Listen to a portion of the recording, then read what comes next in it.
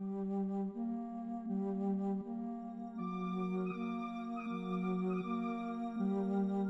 year is 1865. The dust is settling after 4 years of brutal civil war. The Union is preserved, slavery abolished. It's a time for celebration, right? Not so fast. The South is in ruins, its economy shattered, its social order upended.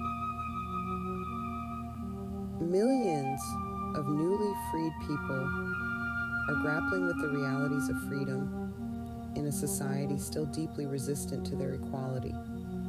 In summary, Reconstruction failed due to a combination of violent resistance, political compromises, economic exploitation, legal setbacks, internal divisions, and pervasive racism.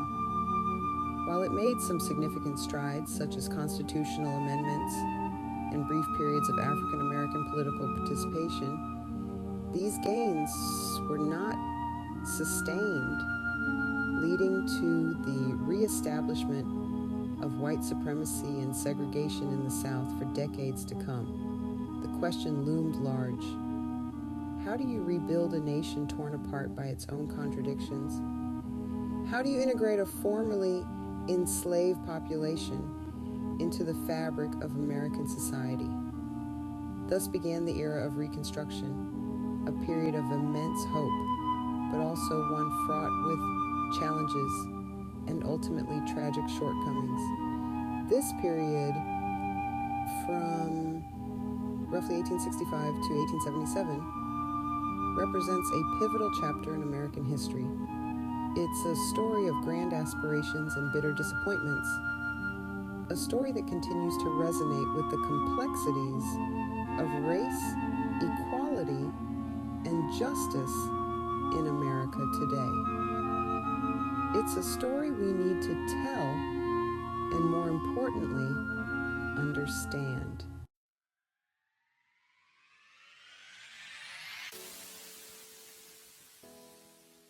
Reconstruction wasn't just about rebuilding infrastructure. It was about reconstructing the very soul of America. It was about forging a new nation, one where the ideals of liberty and equality applied to all, regardless of race. The newly ratified 13th Amendment had abolished slavery, but the journey towards true equality was far from over. The stage was set for a grand experiment in social and political engineering. The federal government, led by figures like President Andrew Johnson and later Ulysses S. Grant, grappled with the monumental task of integrating formerly Confederate states back into the Union. Radical Republicans in Congress pushed for sweeping reforms, seeking to secure civil rights for African Americans and hold former Confederates accountable. But amidst this wave of optimism, a countercurrent of resistance was brewing. White Southerners, clinging to the remnants of their former way of life, sought to undermine Reconstruction efforts. Intimidation tactics, violence, and discriminatory laws became their weapons of choice. The legacy of Reconstruction is not confined to the history books. It's alive in the ongoing struggle for racial justice, in the debates about voting rights, and in the fight against systemic inequality. The echoes of that tumultuous era can be felt in every corner of American society. This isn't just about looking back, it's about looking forward. The story of Reconstruction is a cautionary tale, a reminder that the pursuit of justice and equality is an ongoing struggle. So, buckle up, because we're about to embark on a journey through one of the most consequential periods in American history.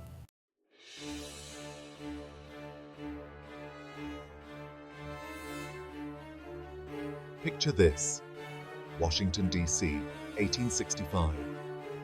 The nation's capital is buzzing, not with the excitement of victory parades, but with the murmur of political maneuvering. Everyone's got an opinion on how to put Humpty Dumpty, or rather, the United States, back together again. On one side, you have the radical Republicans, a fiery bunch who see this as their chance to fundamentally reshape the South. They're talking about equal rights, voting rights, land redistribution, radical stuff. They clash with President Andrew Johnson, a Southern Democrat who's more interested in getting the states back in line quickly, even if it means turning a blind eye to the plight of freedmen. Talk about awkward family reunions. This political tug-of-war played out on the floor of Congress, in newspapers, and on street corners. It was a time of intense debate, high stakes, and, let's be honest, some pretty shady political maneuvering.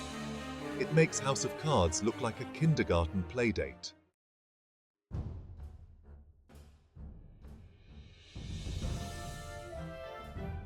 Section 2.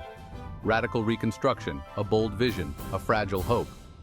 Despite opposition, radical Republicans pushed through significant legislation. The 14th Amendment granted citizenship and equal protection to all born in the U.S., including the formerly enslaved.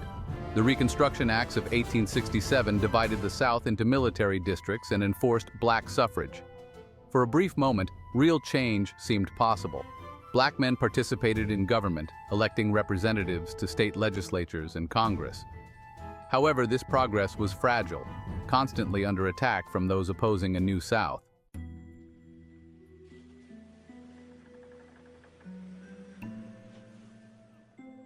Section 3. The Rise of Resistance. White supremacy fights back. You see, change rarely comes without a fight, and Reconstruction was no exception. White Southerners, deeply resentful of federal intervention and the prospect of black equality, organized to undermine Reconstruction efforts through intimidation, violence, and political maneuvering. They weren't about to let go of their power and privilege without a fight. Groups like the Ku Klux Klan emerged, using terror tactics to suppress black voting, intimidate activists, and restore white supremacy. These weren't just isolated incidents, they were coordinated campaigns of violence aimed at reversing the gains of Reconstruction. Imagine being so threatened by the idea of equality that you resort to wearing bedsheets and burning crosses. Talk about a fashion faux pas. This wasn't just about hate, it was also about power. White Southerners understood that their economic and political dominance depended on maintaining racial hierarchy. They used their influence to pass black codes, laws that restricted the freedoms of African Americans and relegated them to a state of second-class citizenship.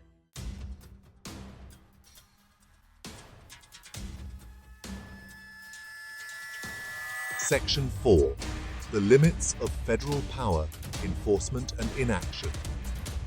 The success of Reconstruction hinged on the federal government's willingness to enforce its own laws and protect the rights of all citizens.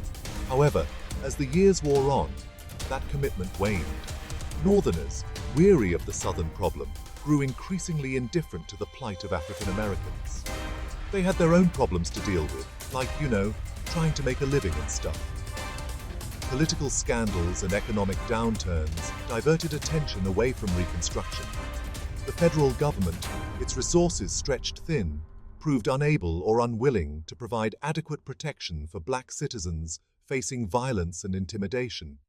It's like sending a single security guard to a mosh pit. Not exactly a recipe for success. Furthermore, the Supreme Court, through a series of decisions, weakened the reach of federal power and limited the scope of the 14th and 15th Amendments. The court, it seemed, was more interested in preserving the status quo than in upholding the spirit of equality.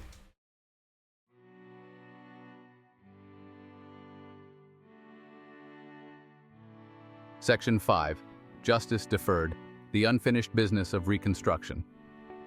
By the mid-1870s, Reconstruction was on life support. The North's commitment had waned, the South was slipping back into its old ways, and the federal government seemed content to let it happen. It's like starting a renovation project and then just giving up halfway through, messy.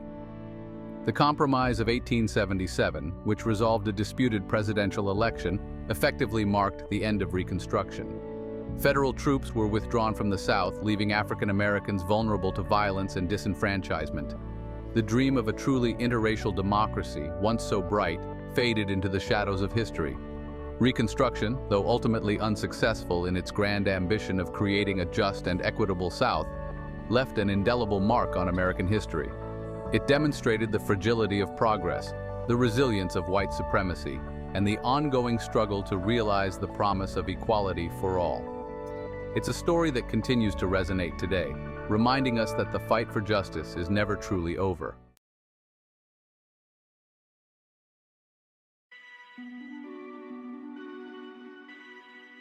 Section 1. Life after slavery, the tenuous freedom of freedmen. Imagine stepping out of bondage and into, well, that was the question, wasn't it? Freedom in 1865 wasn't downloading a celebratory Spotify playlist after a breakup. It was navigating a world still reeling from the aftershocks of the Civil War. For formerly enslaved people, freedom was a bittersweet symphony. Jubilation at the shattering of chains mingled with the daunting reality of building a life from scratch. Many found themselves adrift, with nothing but the clothes on their backs and a burning desire for a piece of the American dream that had been denied to them for so long. Imagine telling someone who built a nation for free to pull themselves up by their bootstraps when they'd never even been allowed to own boots. The challenges were immense. Finding work, reuniting families torn apart by slavery, and securing basic rights in a society where the very definition of citizenship was being fiercely contested.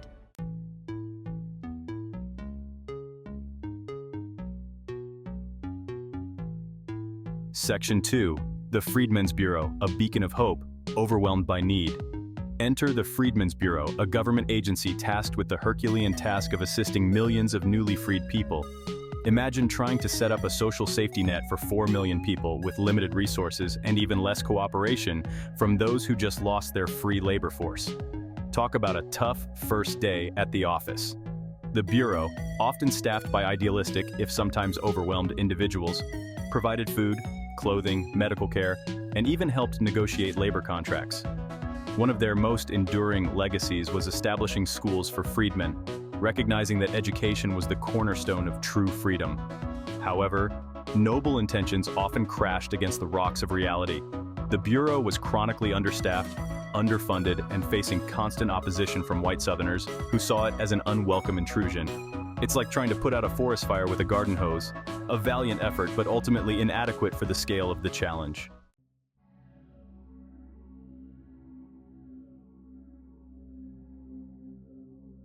Section 3. Black Codes and the Struggle for Basic Rights. 1 step forward, 2 steps back. As freedmen took tentative steps towards self-sufficiency, Southern states, not quite ready to let go of their racial hierarchy, implemented black codes. These laws, designed to restrict the freedoms of African Americans, were basically Jim Crow's less subtle older brother. They imposed vagrancy laws, limited land ownership, and even dictated what kind of jobs black people could hold. Talk about a hostile job market. Imagine finally being free to choose your own path, only to find yourself trapped in a maze designed to lead you right back where you started. The Black Codes were a stark reminder that emancipation, while a monumental achievement, was just the first step on the long road to equality.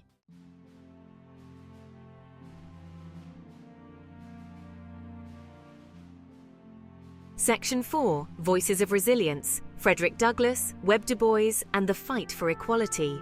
Throughout this turbulent era, black leaders emerged, their voices ringing out against injustice and demanding their rightful place in American society.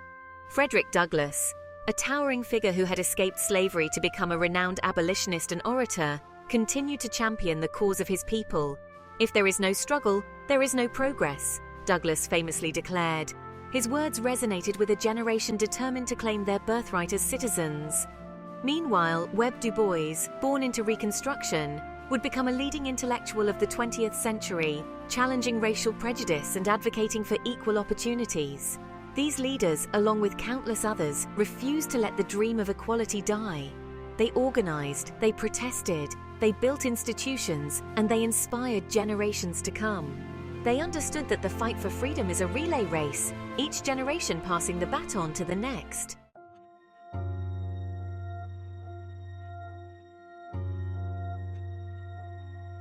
Section 5. The Seeds of Jim Crow. How Reconstruction's failures shaped a century of segregation. The tragedy of Reconstruction is that it planted the seeds of its own demise. The failure to fully dismantle the structures of white supremacy, to provide economic security for freedmen, and to ensure equal protection under the law created a breeding ground for the Jim Crow era. By the late 19th century, the South had descended into a system of legalized segregation and disenfranchisement. The promise of Reconstruction, that brief glimmer of interracial democracy, seemed like a distant memory. It's a sobering reminder that progress is not inevitable, that it requires constant vigilance and a willingness to confront the forces that seek to divide us.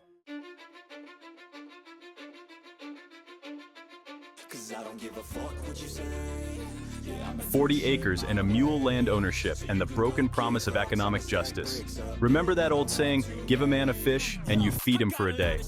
Teach a man to fish and you feed him for a lifetime. Promise a man 40 acres and a mule, then change your mind and tell him to go work for his former enslaver. Not exactly a recipe for economic empowerment. Land ownership was the key to economic independence. It represented freedom, security, and a chance to build generational wealth. But alas, that promise quickly unraveled. The federal government backtracked, returning much of it to its former owners.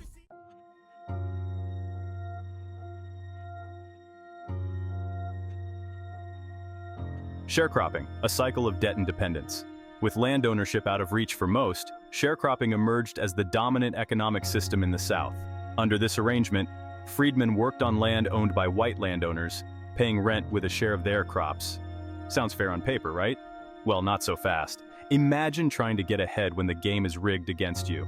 Sharecroppers often found themselves trapped in a cycle of debt, at the mercy of unscrupulous landowners who manipulated the system to their advantage. High interest rates, unfair accounting practices, and a lack of alternative employment options kept many sharecroppers economically bound to their former masters. It was essentially economic servitude disguised as freedom, a cruel parody of the economic independence that Reconstruction had promised.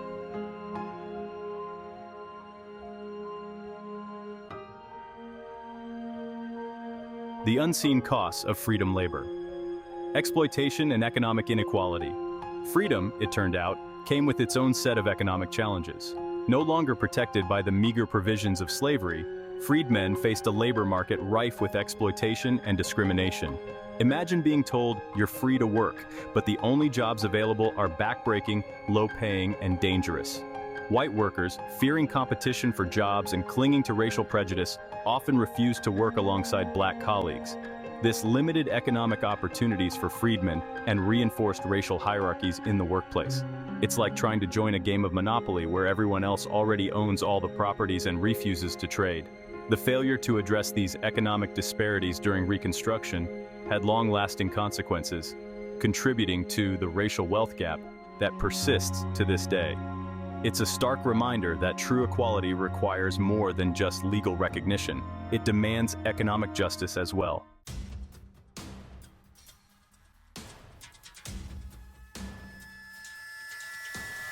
From Reconstruction to robber barons, the enduring legacy of economic disparity.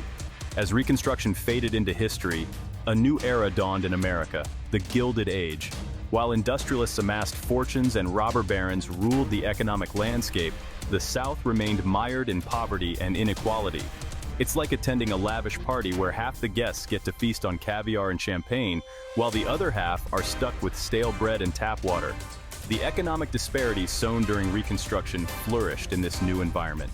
The failure to provide land, economic opportunities, and a level playing field condemned generations of African Americans to a life of struggle.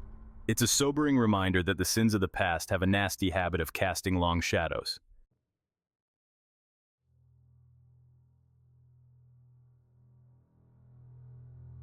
The Gathering Storm, Northern Retreat and Southern Backlash. As the 1870s rolled in, Reconstruction started to resemble that New Year's resolution you're already tired of by February. The North, initially gung-ho about remaking the South, found its enthusiasm waning like a bad Tinder date. The South, meanwhile, was like that friend who refuses to let go of a grudge from 1865. Talk about an awkward family reunion that just wouldn't end. Several factors contributed to this. Let's just forget about it. Attitude in the North. Economic woes, political scandals, and a general sense of "we tried" led to a decline in public support for Reconstruction. Imagine trying to convince someone to care about rebuilding their ex's house while your own apartment is on fire. It's a tough sell. Meanwhile, in the South, white resistance to Reconstruction was hardening like cement. Groups like the Ku Klux Klan, with their charming fashion sense and penchant for midnight rides, terrorized black communities. Their message? You're free to do whatever we say. Real subtle, guys.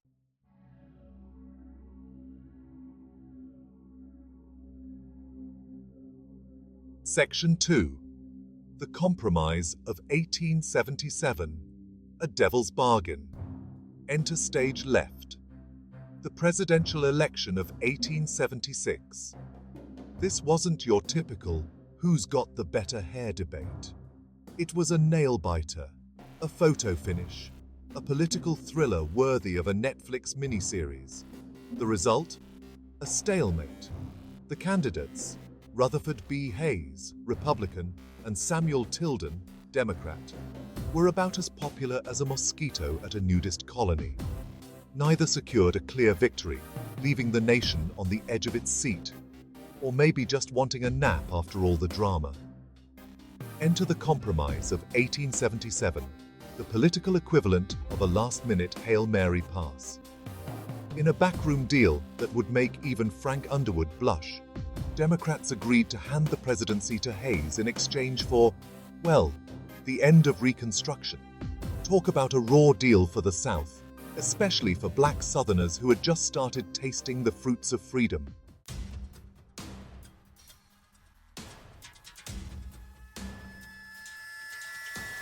Section 3.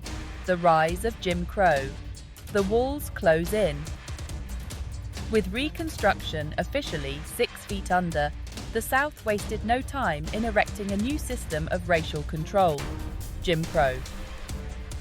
Imagine the worst parts of segregation, discrimination, and disenfranchisement, all rolled into one giant, hateful burrito. Appetizing, not so much. Jim Crow laws were like a legal straitjacket, tightly restricting black people's lives. Separate but equal became the mantra, though separate and decidedly unequal was the reality. From schools and water fountains to voting booths and restaurants, segregation reigned supreme, enforced by both law and the ever-present threat of violence. Black people were systematically denied economic opportunities, relegated to sharecropping and menial labour. Their voices were silenced through poll taxes, literacy tests, and good old-fashioned intimidation. It was a bleak period, a stark reminder that progress can be fragile, and freedom, once won, can be easily eroded.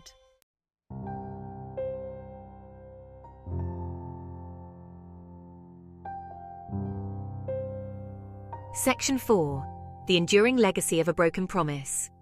The failure of Reconstruction wasn't just a blip on the radar of American history. It was a tectonic shift that shaped the nation's trajectory for generations to come. Imagine building a house on a foundation riddled with cracks. You're just asking for trouble down the line.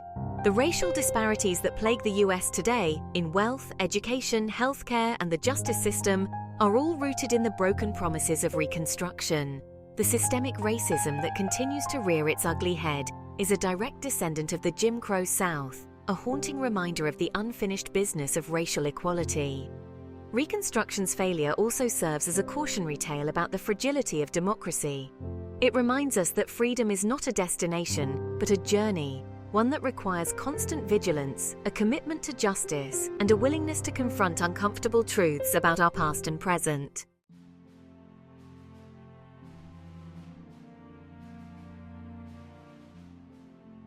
So, what can we learn from this messy, complicated, and ultimately heartbreaking chapter in American history?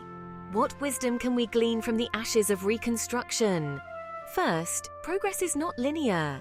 It's more like a dance, 2 steps forward, 1 step back, and the occasional awkward stumble. Just when you think you've got the hang of it, someone changes the music, and you're left scrambling to find your footing. Second, freedom without equality is like a car without an engine. It looks nice, but it ain't going anywhere. Addressing systemic racism requires more than just tearing down statues and changing laws. It demands a fundamental shift in our values, priorities, and institutions. Finally, the struggle for justice is a relay race. Each generation inherits the baton from those who came before, carrying the weight of history and the hope for a better future. It's our responsibility to learn from the past, fight for the present, and build a future where the promises of Reconstruction are finally fulfilled.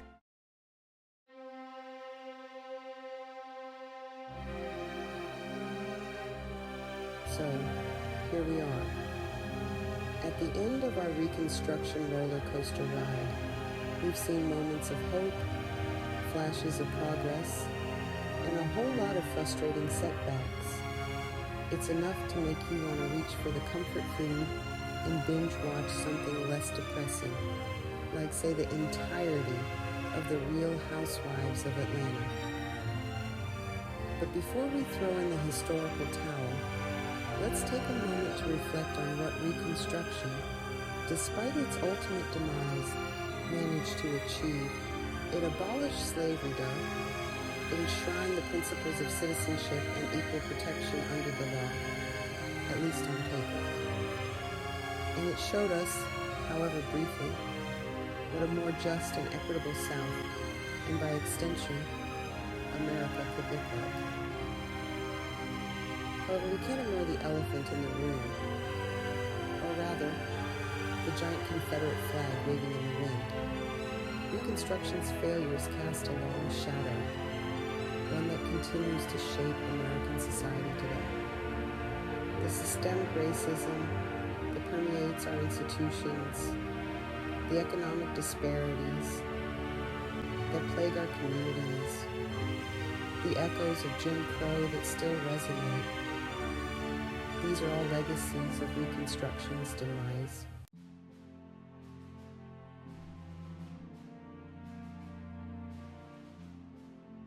But hey, we're not here to wallow in despair. We're here to learn, to grow, to channel our inner Frederick Douglass and demand better. So what lessons can we, the intrepid viewers of this YouTube video, glean from this tumultuous period? First and foremost, progress is a long game. It's not a sprint, it's a marathon, and we're going to need a whole lot of Gatorade, or maybe something stronger, to get through it. We can't afford to get discouraged by setbacks or lulled into complacency by incremental gains. Second, we need to be honest about the past. Ignoring the ugliness of slavery and its aftermath won't make it go away. We need to confront our history, learn from its mistakes, and acknowledge its ongoing impact on the present. Finally, we need to invest in solutions. We can't just talk about equality. We need to put our money and our votes where our mouths are. That means supporting policies that promote economic justice, educational equity, and criminal justice reform.